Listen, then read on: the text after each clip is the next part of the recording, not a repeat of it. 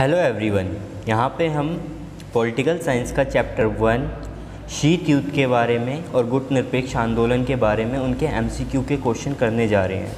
तो यहाँ पे आपको एमसीक्यू क्वेश्चन करने से पहले ये चैप्टर आपको पता होना चाहिए। हमारा फर्स्ट चैप्टर है जिसमें हमने शीत युद्ध के बारे में पढ़ा था। तो यहाँ पे पहला क्वेश्चन आता है हमारे पास, फर्स्ट क्वेश्चन है हमारे पास कि निम्नलिखित देशों में से कौन मित्र देशों की सेना का हिस्सा था। तो कौन मित्र देश, हमें पता है कि पहला विश्व युद्ध दूसरा विश्व युद्ध दो ग्रुपों के बीच में हुआ था, मित्र राष्ट्र और धुरी राष्ट्र। तो इसमें यहाँ पे पूछा है कौन निम्नलिखित देशों में से कौन मित्र देश की सेना का हिस्सा था। क्या जर्मनी था, फ्रांस था, इटली था या जापान था? बताइए इसका आंसर। तो फ्रांस था बच्चों, बी इसका आंसर है फ्रांस, जो कि मित्र राष्ट्र के सेना का हिस्सा था। इसी के साथ क्वेश्चन नंबर 2 आता है हमारे पास, सही कथन को पहचानिए, यानी कौन सी स्टेटमेंट हमारी यहाँ पे सही है। तो पहला स्टेटमेंट आता है क्यूबा संयुक्त राज्य अमेरिका का सहयोगी था। क्या क्यूबा संयुक्त राज्य अमेरिका का सहयोगी था? नहीं, बिल्कुल भी नहीं। प्रथम विश्व युद्ध 1920 में समाप्त हुआ? बिल्कुल भी नहीं। हमें पता है प्रथम विश्व युद्ध 1914 से 1918 तक चला था। उसके बाद संयुक्त राज्य अमेरिका ने अगस्त 1945 में जापान पे परमाणु बम गिराए थे। तो हाँ, ये बिल्कुल सही है। तो सी इसका आंसर है। आपको पता होगा 6 अगस्त और 9 अगस्त को परमाणु बम गिरा दिए गए थे। किसके ऊपर? जापान के ऊपर, ठीक है, हिरोशिमा और नागासाकी पे। इसी के बाद नेक्स्ट क्वेश्चन आता है हमारा क्वेश्चन नंबर 3। तो क्वेश्चन नंबर 3 में क्या कहता है हमारे पास कि निम्नलिखित कौन सा देश नाटो का हिस्सा नहीं है। नाटो हमने पढ़ा था, क्या फुल फॉर्म होती है, ध्यान रखना इसका, नॉर्थ एटलांटिक ट्रीटी ऑर्गेनाइजेशन। तो इसमें से चारों में से ए, बी, सी में डी में से कौन नाटो का हिस्सा नहीं है? तो नाटो का हिस्सा डी, कोई नहीं है इनमें से। फ्रांस भी नहीं है, इटली भी नहीं है, स्पेन भी नहीं है, ठीक है, कोई भी नहीं है इसका आंसर। इसके बाद नेक्स्ट क्वेश्चन आता है हमारे पास क्वेश्चन नंबर 4 कि क्वेश्चन नंबर 4 क्या कहता है कि निम्नलिखित में से कौन सा कथन नाम के उद्देश्यों को नहीं दर्शाता है। नाम का उद्देश्य यानी नॉर्थ अलाइंग मूवमेंट, ठीक है, गुट निरपेक्ष आंदोलन।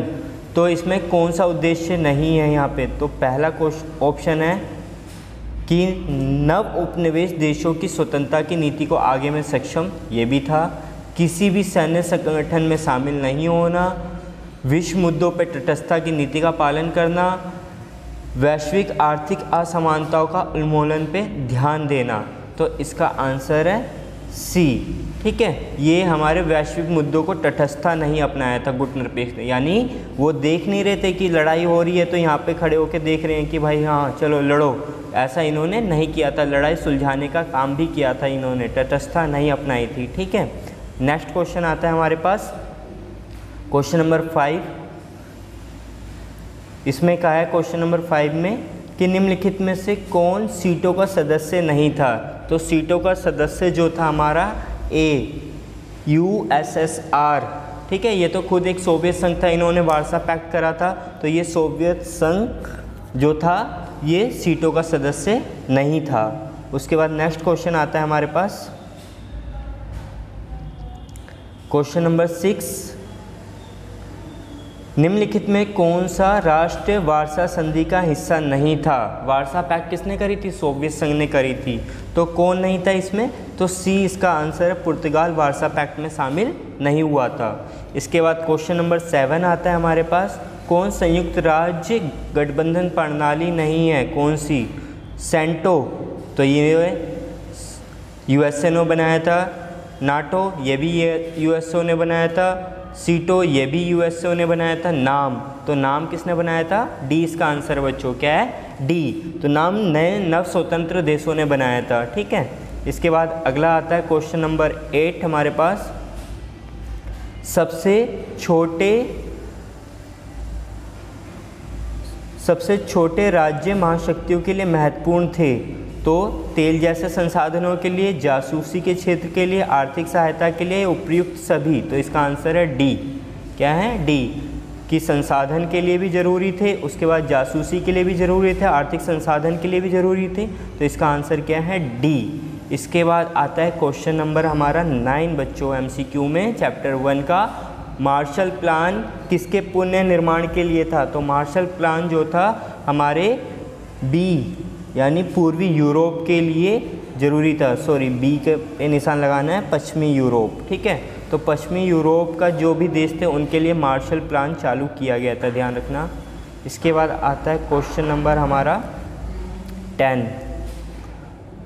क्वेश्चन नंबर 10 में यहाँ पे पूछा गया है कि नाम के पहले शिखर सम्मेलन में सदस्यों ने कितने भाग लिए थे? कितने सदस्यों ने भाग लिया था पहला जो सम्मेलन हुआ था? तो इसमें बच्चों हमारे 25 देशों ने भाग लिया था। कितने देशों ने? 25 कंट्री ने पार्ट लिया था। कितने? 25। उसके बाद है 11th क्वेश्चन, LDC का अर्थ क्या है? तो LDC का जो अर्थ है वो है कम विकसित देश। जो कम विकसित देश हैं, जैसे आज़ादी के उस समय जो देश थे। उसके बाद क्वेश्चन नंबर हमारा 12 आता है। क्वेश्चन नंबर 12 में हमें पूछा गया है कि उत्तर अटलांटिक संधि या नाटो की स्थापना कब की गई थी? तो क्वेश्चन नंबर 12 आता है कि नाटो संधि की स्थापना कब की गई थी? तो नाटो संधि की स्थापना बच्चों 1949 में की गई थी। यहाँ पे ये डी आंसर है। ये ज़्यादा थोड़ा हिंदी में लिखा हुआ है, तो 1949 ध्यान रखना आप। ठीक है, तो उसके बाद क्वेश्चन नंबर हमारा आता है 13। तो 13 में क्या है? गलत कथन को पहचानिए। गलत स्टेटमेंट क्या है यहाँ पे? तो भारत NMA संस्थापक देश है। क्या भारत ने नाम बनाया था? भारत ने गुटनिरपेक्ष को असैद्धांतिक कहा गया। भारत के गुटनिरपेक्ष को असैद्धांतिक कहा गया था। उसके बाद शीत युद्ध के काल के दौरान भारत सोवियत संघ के निकट था, या उपयुक्त में से कोई भी नहीं। तो क्वेश्चन नंबर डी है बच्चों। यहाँ पे ये सारे स्टेटमेंट क्या है? सही है। ठीक है, इसमें कोई भी गलत स्टेटमेंट नहीं है, तो इसलिए इसका आंसर क्या है? डी। उसके बाद हमारा आता है क्वेश्चन नंबर 14। तो क्वेश्चन नंबर 14 क्या कहता है? भारत ने 1971 में मित्रता संधि पर हस्ताक्षर करे। किससे दोस्ती कर ली बच्चों 1971 में? तो 1971 में बच्चों भारत ने सोवियत संघ के साथ दोस्ती कर ली थी। क्यों? पूर्वी पाकिस्तान को आज़ाद कराने के लिए। किसे आज़ाद कराने के लिए? पूर्वी पाकिस्तान को आज़ाद कराने के लिए। ठीक है, जो कि अब बांग्लादेश बन चुका है हमारा। उसके बाद क्वेश्चन नंबर 15 आता है कि NPT का मतलब क्या होता है? NPT, ठीक है, इसका मतलब क्या है? पूरा नाम क्या है? तो इसका पूरा जो नाम है हमारे पास वो है बी, परमाणु अप्रसार संधि। यानी जितने परमाणु बम बन चुके हैं उससे ज़्यादा हमें नहीं बनाने हैं। तो ये 5 देशों ने मिलकर के ये संधि करी थी। उसके बाद क्वेश्चन नंबर आता है 16।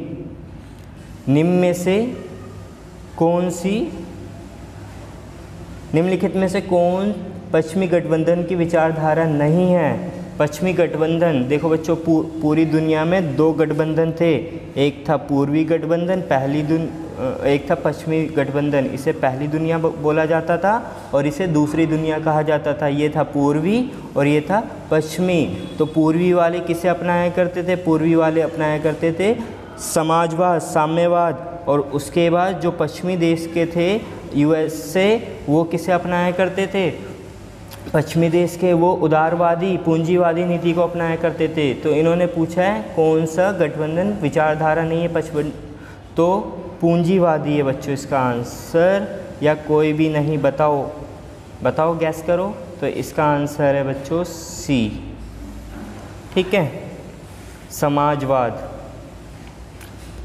पश्चिमी गठबंधन में विचारधारा नहीं थी। क्या नहीं थी उसमें? समाजवाद नहीं। ये तो USSR ने अपना रखी थी। ठीक है, उसके बाद आता है क्वेश्चन नंबर हमारा नेक्स्ट 17। तो क्वेश्चन नंबर 17 हमारा क्या कहता है? क्वेश्चन नंबर 17 में हमारे पास है निम्नलिखित में से किस नेता ने क्यूबा को रूसी अड्डे में बदलने का निर्णय लिया था? तो बहुत ही आसान है बच्चों, आप देखते ही आंसर लगा दोगे, निकिता क्रुश्चेव थी। तो ए है इसका आंसर। उसके बाद सोवियत संघ का विघटन कब हो गया? सोवियत संघ कब टूटा बच्चों? तो सोवियत संघ 1991 में टूट गया। 1991 में रूस, बेलारूस और यूक्रेन, इन तीनों ने बोल दिया कि हम सोवियत संघ से अलग हो रहे हैं। तो ये डी है इसका आंसर। उसके बाद क्वेश्चन नंबर नेक्स्ट आता है हमारे पास 19। तो 19 में क्या बोला इन्होंने? निम्नलिखित में से कौन नाम का उद्देश्य नहीं था?